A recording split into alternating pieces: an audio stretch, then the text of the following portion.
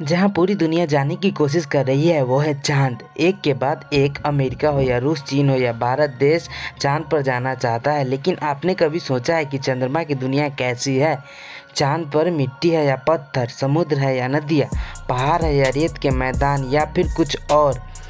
चाँद की धरती पर एलियन है या इंसान? चलिए दोस्तों, अगले कुछ देर में ले चलते हैं आपको चाँद की सैर पर।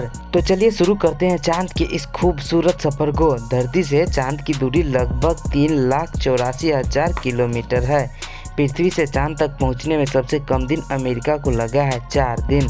वहीं हम चंद्रयान के रास्ते से चाँद पर जाते हैं तो हमें लगभग 40 दिनों का समय लगेगा। अगर यह मानकर चले कि हम अमेरिकी स्पेस क्राफ्ट में बैठ कर जा रहे हैं तो हमें वहां पहुंचने में 4 दिनों का समय लगेगा। 4 दिन बाद हम चाँद की ज़मीन पर होंगे। चाँद की ज़मीन पर उतरने के बाद जो हमें सबसे पहले दिखेगा वो है चाँद की ज़मीन। आपको चाँद की ज़मीन उबड़-खाबड़ नज़र आएगी।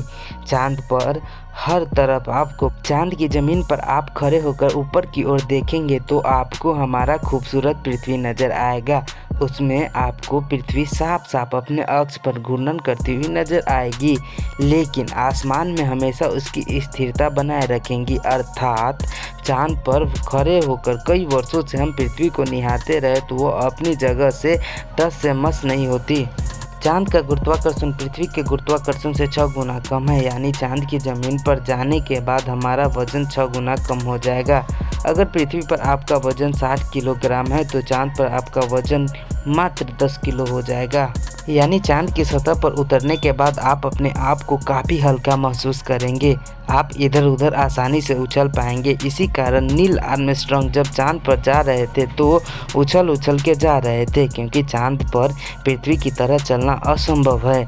चाँद की सतह पर नील आर्मस्ट्रांग और उनके साथियों के कदम के निशान आज भी हैं।